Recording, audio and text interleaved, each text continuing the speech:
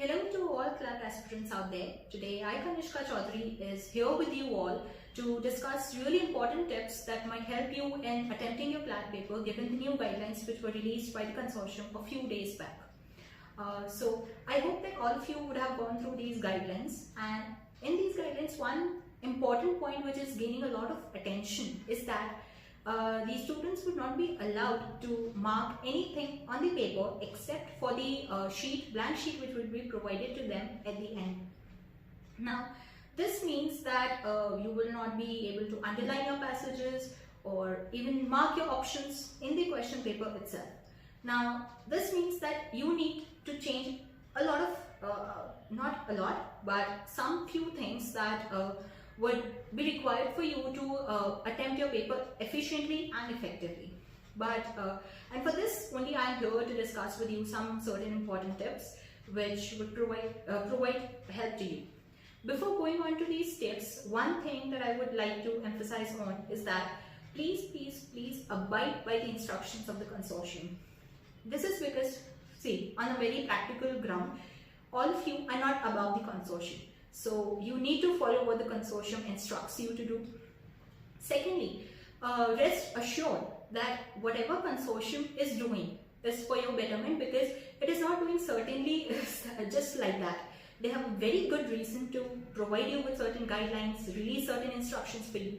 So be assured that it is for your good only. So please read the instructions very carefully which are provided on the website. And even on the test day also, you will be provided with your question booklets probably 5-10 minutes before your paper starts. So I would really request you all to go through the instructions which are provided on the question booklet so that you are not on any other confusion regarding the paper. Now, going on to the tips. The first important tip that I would give you is that read the question first and then go on to the passage.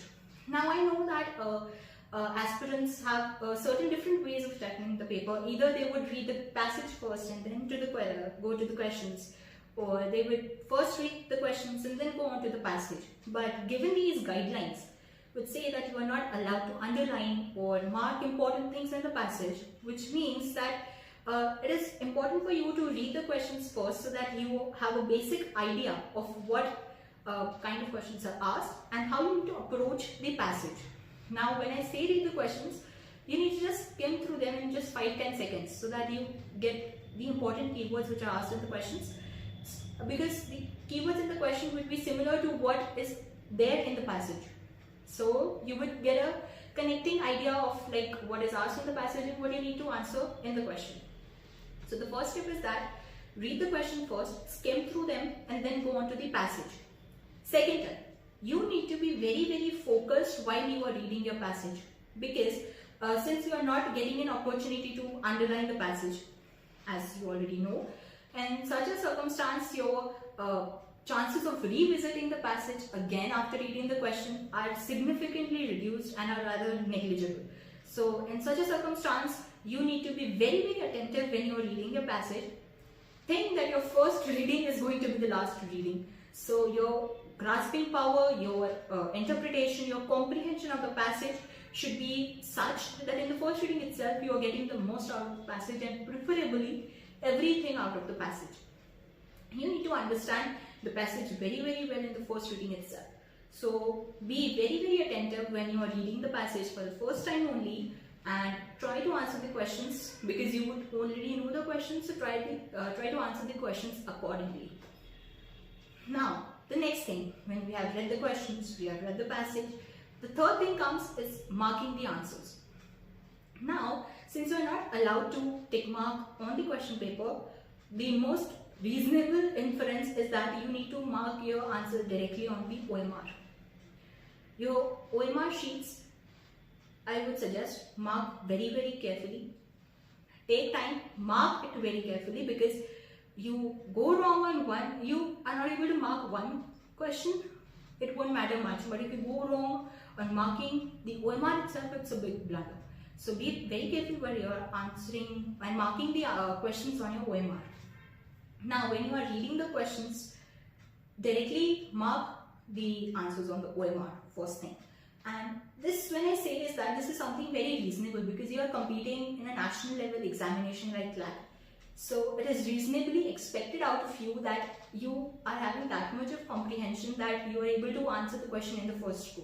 So we keep this thing in your mind when you are attempting your paper.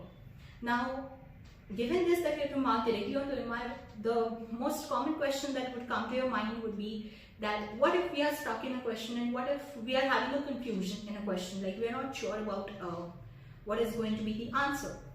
In such a circumstance, I would suggest that rather than putting a dot on the answer or circling it or like seeing the kind of invigilators that you have, I would suggest that be on the safer side. Take a pencil, keep a pencil with you on your desk. If you feel that you're having a certain doubt on the paper, just write the question number and the option that you feel is right at the end of the page, the writing space that would be provided to you. This would certainly help you in a way that firstly you are not breaching any of the rules, and secondly you're aware that okay, this was the question I was stuck in and I was thinking this to be the right option. For example, you are stuck in question number 10. You feel that option A is right, but still you're confused whether it is A or C. So in such a case, just flip your paper, write 10.A. Question number 10, option A, you feel as correct.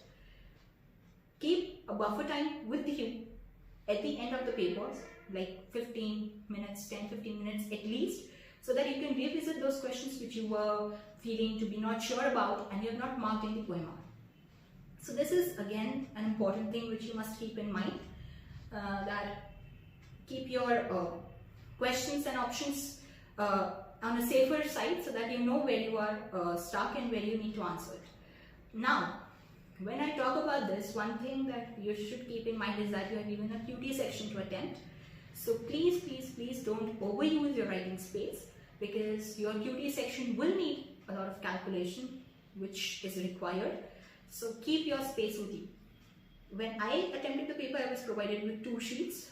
I don't know how much you would be getting, but at least 2 you would also get, like 1 and 2nd side. So please use your writing space very carefully. Use a pencil, most preferable. You can erase it and then rework it again. Now, the next thing, I would suggest you all to see the pattern of the sample paper that you got. Why I say this is because like the level of the paper, whether it's easy or hard, is something which you will only get to know once you attempt the paper. But at least the pattern, the length of the passages which you're getting, the number of questions per passage which you're getting, you would get a rough idea from the pattern of the sample paper itself. So I mean, you can rely on that in a way that you get a basic structure, like you can expect these kind of questions to come.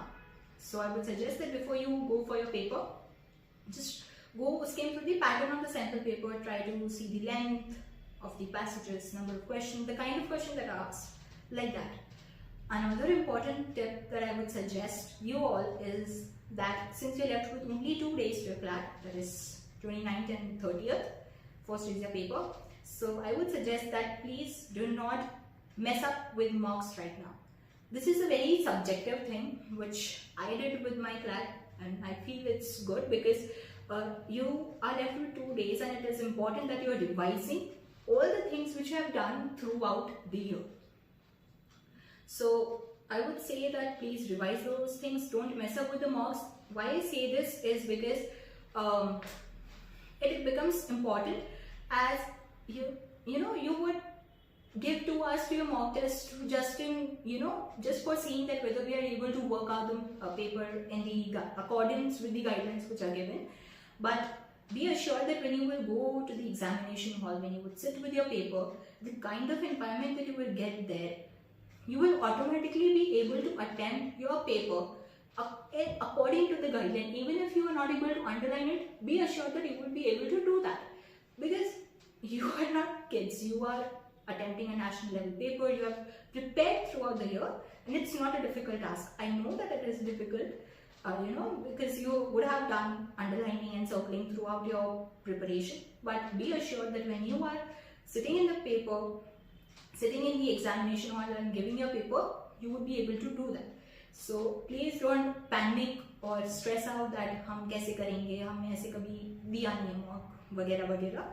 Don't stress out that. Have a positive mindset. Stay calm, stay composed, have a good mindset. You have done a lot throughout the year and you will get the results as you have prepared.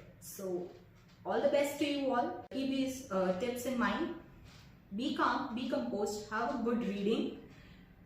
Try to grasp all the things in the first go so that it takes less time also and you're able to work out your paper well and efficiently. And yeah, that's all what I could tell you all. Apart from that, best wishes to all of you, and I know that it would be very, very well. So, best of luck.